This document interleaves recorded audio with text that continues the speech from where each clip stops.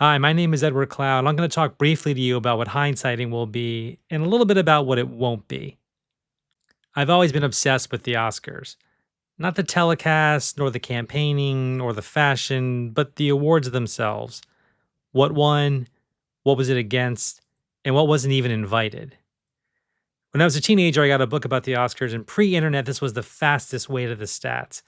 I also had this poster that showed all the winners from 1942 to 1991. So that's Mrs. Miniver through Silence of the Lambs. It was a while before I realized that 15 years before 1942 was missing.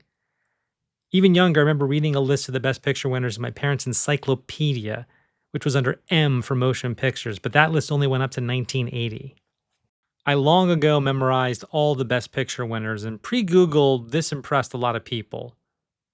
Or they were extremely polite. Huh.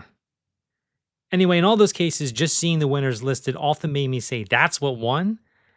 Now, nobody really thinks the Oscars are a final arbiter of quality, but it is a benchmark of at least where the consensus was that year. That's what fascinates me. A quick judgment versus the real verdict only time can render.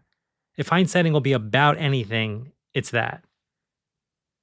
So every episode, me and a guest will discuss a Best Picture winner and debate if it was the best thing nominated. We'll then discuss if it was the best movie of the year, period. Nominations be damned.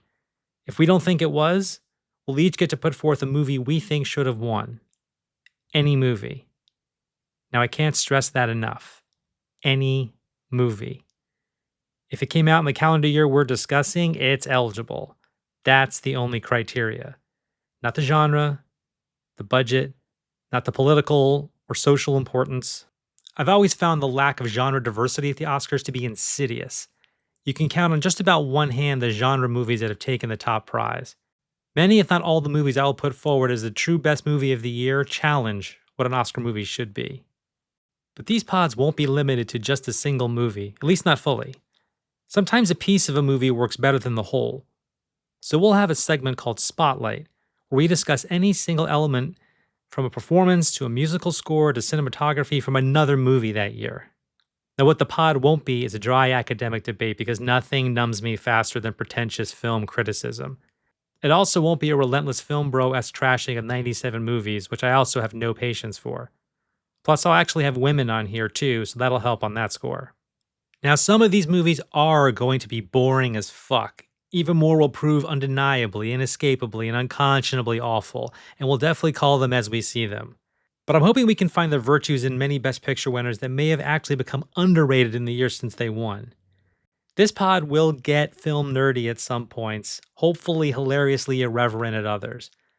The revolving second chair will keep hindsighting from becoming predictably one thing. The guests will range from people who have a love or even an expertise in the movie we're discussing to people who are seeing it for the first time. For the record, I have seen 65 of the 97 Best Picture winners. So I'll be working my way through nearly a third of these for the first time ever on this show. So what's the order going to be? We are not going in chronological order for the simple reason no one is going to listen to The Wings or The Life of Emile Zola pod early in its life. Shit, I wouldn't either, and I don't even know if it's Zola or Zola, which tells you how interested I was before now. I considered a flanking order where we go from Wings to Anora to Broadway Melody to Oppenheimer and so on. But that presents more or less the same problem, so I'm taking the very good advice I got to start in the year 2000 because I think it's a really great entry point for reasons I'll elaborate on in that episode. The plan for now is to continue with the 2000s, and then we'll see where the show takes us. So what happens when we eventually run out of Best Pictures? Hindsighting isn't just about relooking at Best Picture winners, but any movie misunderstood, underrated, or unfairly forgotten. We'll also do other Oscar-centric episodes outside the sphere of Best Picture. Otherwise, this podcast will be less than 100 episodes, which I don't want, and hopefully you won't either. So there are going to be some great movies, some howlers, and a whole lot of forgotten ones in between. I hope you'll join me on this very long journey. I'm going to have fun, and I bet you will too. Our first proper episode will be the Best Picture winner of 2000, Gladiator. I hope you'll join me in hindsighting and looking forward to looking back.